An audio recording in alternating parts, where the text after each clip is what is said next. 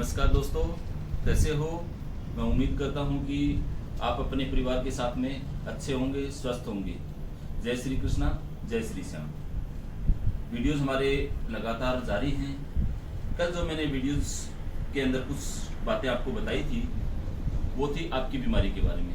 शायद आपने उस वीडियोस को सुन करके और अपने बॉडी के ऊपर एग्जामिनेशन कर लिया होगा कि आप में से उसमें से आपको कोई प्रॉब्लम बीमारी है या नहीं है। क्योंकि मैंने 3 बीमारियों के बारे में विशेषकर कल मैंने चर्चा की थी और वो तीनों की तीनों बीमारियां जो हैं वो आपके पाचन क्रिया से संबंधित हैं। तो आपने उसका एग्जामिनेशन कर लिया होगा। एग्जामिनेशन कर लिया तो आज हम उसी के ऊपर अगला भाग जो है उसके ऊपर हम चर्चा करेंगे, जिसके अंदर हम आपको नेचुरोपैथी के अंदर नेचुरल चीज़ों से हम आपको बताएंगे कि भी किस प्रकार से आप अपनी बॉडी की ग्रोथ कर सकते हैं और आपके जो है मसल्स हैं और हैं विटामिन हैं, ये सारी चीज़ें आपको कैसे मिल सकती हैं, ये सब चीज़ों के बारे में आपको बताऊंगा।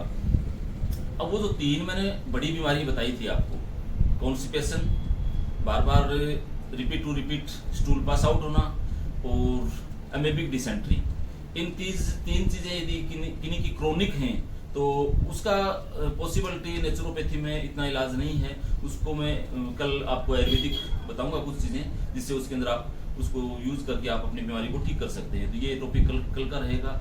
आज का जो टॉपिक है वो मुख्य रूप से आपकी डाइट के ऊपर डिपेंड करता है। जो व्यक्ति हेल्थी आपकी स्वस्थ हैं बट उनकी बॉडी ग्रोथ नहीं कर रही है, उनके बारे में आज मैं चर्चा करूंगा।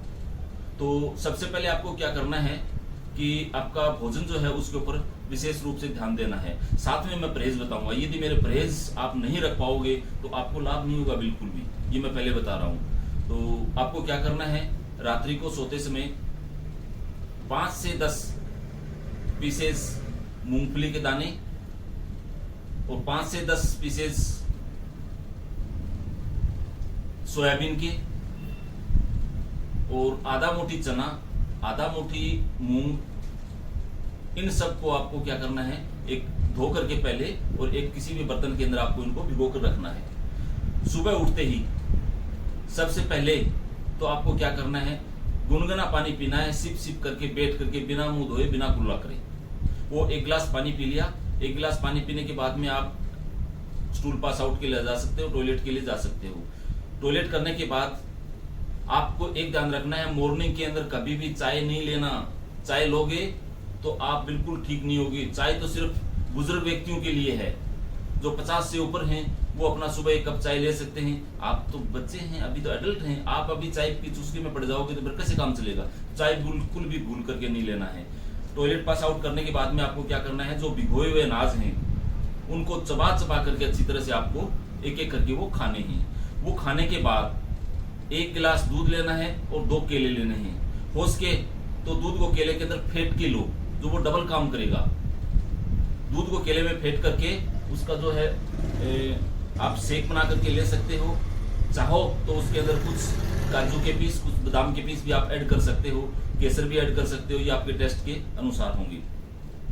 ये लेने के बाद फिर आता आपका ब्रेकफास्ट, नाश्ता। नाश्ता कैसा हो, नाश्ते के अंदर आपको सुबह 1 कटोरी दही लेना है। आप परांठे की शौकीन है तो परांठे ले सकते हैं, कोई दिक्कत नहीं है। आप परांठे ले सकते हैं और अंकुरित अनाज जो है वो ले सकते हैं। साथ के अंदर आप किसी भी प्रकार की कोई चटनी है, कोई भी सब्जी है रात की, या कुछ भी आप इसके साथ में ऐड कर सकते हैं, कोई दिक्कत नहीं है। भोजन करने, नाश्ता करने के बाद आपको जस्ट बाद में पानी नहीं पीना है, सिर्फ कुल्ला करना है। सुबह पहले इस चीज का ध्यान रखना आप, मैं एक बहुत ही इंपॉर्टेंट बात बता रहा हूं कि सुबह पहले जो फेस्ट जो है वो शुरुआत करनी है वो अनाज से करनी है। और अनाज जो हमारे एरिया के अंदर पैदा होता है उस अनाज से हमें सबसे पहले शुरुआत करनी है। हमारी दिन की शुरुआत उसी अनाज से करनी है जो कि हमारे खेतों में पैदा होता है। क्योंकि अन्न हमारे लिए महत्वपूर्ण है, क्योंकि अन्न के बिना हम अधूरे हैं। इसलिए सुबह पहले सबसे पहले अन्न को नमस्कार करके अन्न ग्रहण करो तो पूरा दिन आपका वैसे भी मस्त जाएगा। किसी भी प्रकार का अन्य चीज, पोया, नमकीन, अन्य इस प्रकार के कोई खाद्य पदार्थ है वो मॉर्निंग में कभी भी भूल के मत खाना आप। और यदि आपने मैदे से बनी हुई कोई चीज खाली पेट खा ली तो उसका इतना नुकसान होगा कि उसकी भरपाई कभी नहीं हो पाएगी, किसी दवाई से भी नहीं हो पाएगी। उसके बाद दोपहर का भोजन। दोपहर के भोजन के अंदर अपने सीजन के अनुसार, सीजन के अनुकूल आप अपनी सब्जियां ले सकते हैं, बट सब्जी के अंदर ध्यान रखें कि सब्जी रेशेदार हो, फाइबर युक्त हो। बिना फाइबर वाली सब्जी अपने को नहीं लेनी है। जैसे आलू है, आलू के अंदर स्टार्च बहुत ज्यादा होते हैं। मैं एडवाइस करूंगा कि आलू सिर्फ 7 दिन में एक बार यूज करो, उसके अलावा आलू को यूज मत करो। हो सके जहां तक जो हरी मूंग की दाल है वो आप एक टाइम ऐड जरूर करिएगा। 1 कटोरी मूंग की दाल और अन्य सब्जियों के अंदर जिसमें फाइबर की मात्रा ज्यादा होती है, मैं बताता हूँ, भिंडी, कद्दू जो अपना पेठा बोलते हैं, ग्वारफली, सोयाबीन बड़ी, इन सब चीजों के अंदर क्या होता है कि प्रोटीन के साथ साथ के अंदर फाइबर की मात्रा होती है। फाइबर जो हम लेंगे तो हमारी आंतों को रेस्ट मिलेगा और पचने में इजी रहेगा। तो इनमें से आप कोई भी ले सकते हैं। ऐसी सब्जियां मत लीजिएगा जिससे आपके शरीर के ऊपर नुकसान हो। जिस सब्जी के अंदर, अब पत्तेदार में देखा जाए तो पालक खूब ले सकते हैं, कोई दिक्कत नहीं है। पालक के साथ के अंदर हरी मेथी जो आती है वो ले सकते हैं। अब जैसे आगे सीजन आएगा गाजर खूब इस्तेमाल कर सकते हैं आप। गाजर के साथ के अंदर जो है पालक है, हरी मेथी है, धनिया है, ये सब पत्तेदार सब्जियां जो इनको यूज ले सकते हैं आप। इसके अलावा बथुआ है, चौलाई है, इनको भी आप यूज ले सकते हैं क्योंकि ये भी काफी लाभदायक होती हैं। दोपहर के भोजन में मैं बता दिया आपको, मौसम के अनुसार कोई भी सब्जी आप यूज ले सकते हैं। सब्जी के साथ के अंदर आपको 1 गिलास छाछ का लेना है। सुबह आपको दही लेना है, दोपहर में आपको छाछ लेनी है। छाछ लेनी है, उसके साथ आप कुछ फ्रूट भी ऐड कर सकते हैं खाने में।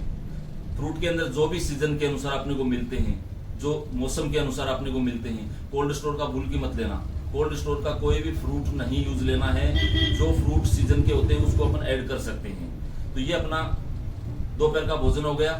चपाती होगी, सब्जी होगी, दाल होगी, छाछ होगी और सलाद के रूप में हम फ्रूट यूज ले सकते हैं। अब रहे अपनी इवनिंग की बात, रात का भोजन। तो रात के भोजन के अंदर आप यदि 6 से 7 बजे करते हो तो अच्छा भोजन कीजिएगा, कोई दिक्कत नहीं है, क्योंकि आपको पचाने के लिए 2 से 3 घंटे मिल जाते हैं और आप घूम करके भी उस भोजन को पचा सकते हैं। तो रात का भोजन जो है उसके अंदर वही आप 1 कटोरी दाल ले सकते हैं, 1 कटोरी सब्जी ले सकते हैं, 1 गिलास दूध का लेना आपको। रेगुलर नेम बना लो आप, सुबह दही, दोपहर में छाछ और रात को दूध लेना है। अब सोचने की और समझने की बात यह है कि रात को छाछ और दही का इस्तेमाल बिल्कुल भी नहीं करना है, भूल के भी नहीं करना है, क्योंकि आयुर्वेद के अनुसार भी ये चीज बताई गई है कि सुबह का जो है दही, दोपहर में छाछ, रात को दूध। तो रात्रि भोजन के अंदर आपको दूध का इस्तेमाल करना है। 1 गिलास दूध, 2 गिलास दूध, जितना भी आप ले सकते हो, कोई दिक्कत नहीं, ले लीजिएगा। आप दूध जरूर लेना है। फिर एक मैं बहुत ही महत्वपूर्ण बात बता रहा हूं कि दूध के अंदर किसी भी प्रकार का मीठा नहीं डालना है। इस चीज का ध्यान रखना। बहुत से बच्चों में मैंने देखा है कि चीनी के बिना उनको दूध भाता ही नहीं है। ये सबसे गलत आदत है, क्योंकि दूध का जो नेचुरल टेस्ट है उसको लीजिए ना। दूध तो स्वयं मीठा होता है, चीनी डालने की कहाँ आवश्यकता पड़ गई। तो नेचुरल दूध को आप यूज लीजिए, इसमें किसी भी प्रकार का मीठा नहीं डालना है। मीठा डालने से आपके अंदर दूध का जो गुण है वो खत्म हो जाते हैं। साथ के अंदर आपको ध्यान रखना है कि कुकर की बनी हुई सब्जियां आपको नहीं खानी है। ये आप एक मतलब चीज को नोट कर लीजिएगा कि किसी भी सूरत में अपने को कुकर से बनी हुई सब्जियां नहीं खानी है, प्लस मैदे से बनी हुई कोई चीज नहीं खानी है। ठीक है, कभी कभार महीने में 1 बार 2 बार कोई चीज अपने खा लिया तो वो एक अलग बात है, बाकी रेगुलर पार्ट नहीं बनाना है। यदि आपको अपने हेल्थ के प्रति ध्यान रखना है और थोड़ा सा भी आपके शरीर से आपको प्यार है तो इन चीजों को फॉलो कीजिएगा। परहेज के अंदर मैं बता रहा हूं आपको, मैदे से बनी हुई चीजें, बाहर की कोई भी चीज, पिज्जा, बर्गर, नमकीन, चिप्स, कुरकुरे, ये कुछ भी नहीं खाना है।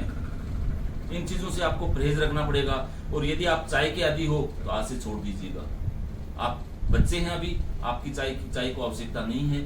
आप दूध पी सकते हैं, कोई दिक्कत नहीं है। चाय की जगह इच्छा होती है आप दूध ले लो, कोई दिक्कत नहीं है। प्लस अत्यधिक खटाई नहीं खानी आपको, तीखापन नहीं लेना है। यानी घर में यदि मिर्च आप तीखी यूज कर रहे हैं तो उनको अवॉइड कीजिएगा। गरम मसाला यूज नहीं ले रहा है, यदि आप गरम मसाला यूज लेते हैं सब्जी के अंदर, उसको अवॉइड कीजिएगा, बिल्कुल नहीं लेना गरम मसाला। सिंपल साधारण भोजन करना अपने को, सिंपल साधारण जो चीजें अपने को यूज लेनी है। और अंकुरित अनाज यदि आप यूज लेते हैं तो उसका तो मुकाबला भी नहीं है। सबसे शानदार अंकुरित अनाज है जिसके अंदर प्रोटीन्स, मिनरल्स, जितने भी भरपूर मात्रा में जो चीजें अपने को आवश्यकता होती है वो सारे के सारे जो है अंकुरित अनाज में मिलते हैं। तो इन चीजों का ध्यान रखिएगा, इनको फॉलो कीजिएगा और डाइट को जो है मैंने आपको बताया उस हिसाब से यदि फॉलो करोगे निश्चित रूप से आपको लाभ मिलेगा, निश्चित रूप से लाभ मिलेगा। कल के वीडियोज के अंदर में जो 3 बड़ी बीमारियां हैं उनका आयुर्वेदिक कुछ प्रोडक्ट अपने घर में भी मिल जाएंगे, कुछ प्रोडक्ट आयुर्वेदिक कंपनियां बनाती हैं उसके बारे में भी बताऊंगा मैं आपको। वो आप यूज करके और अपनी जो ये तीनों प्रकार की बीमारियां उसको दूर कर सकते हैं। ये बीमारियां दूर करने के बाद फिर आप डाइट के ऊपर आना, पहले डाइट पे मत आना। आप पहले डाइट पे आओगे तो कोई मतलब नहीं है, खाओगे वैसे के वैसे निकल जाएगा, क्योंकि आपकी आंतें कमजोर होगी, आंतें कमजोर होगी तो उसका डाइजेशन नहीं होगा। कहने का मतलब भोजन पचेगा नहीं, भोजन सड़ेगा। एक तो होता है भोजन पचना और एक होता है भोजन सड़ना। भोजन पचेगा, आपकी बॉडी में काम करेगा, आपकी पाचन क्रिया अच्छी रहेगी और उसका जो उससे जो प्राप्त होने वाले जो विटामिन, मिनरल्स, जो भी जितने भी पदार्थ है वो आपको बॉडी को मिलते रहेंगे। और भोजन सड़ेगा तो उसमें कुछ भी नहीं मिलेगा, सिर्फ गंदगी के सिवा। तो अपने को इस चीज का विशेष ध्यान रखना है कि जो मैंने परहेज बताए हैं उन परहेज को फॉलो कीजिएगा और जो मैंने डाइट बताई उस डाइट को आप यूज करेंगे तो निश्चित रूप से आपको लाभ होगा। कल के वीडियोस के बारे में मैंने बता दिया और पूर्ण रूप से मैं फिर एक बार कह रहा हूं कि आपको अपने शरीर से जरा सी भी प्यार है, अपने शरीर से आपको जरा सा भी प्यार है तो लापरवाही मत बरतिएगा। इस शरीर को, ये शरीर बहुत बेशकीमती है, बार बार नहीं मिलता है और समय बीत जाएगा तो इस शरीर में कुछ बचेगा भी नहीं।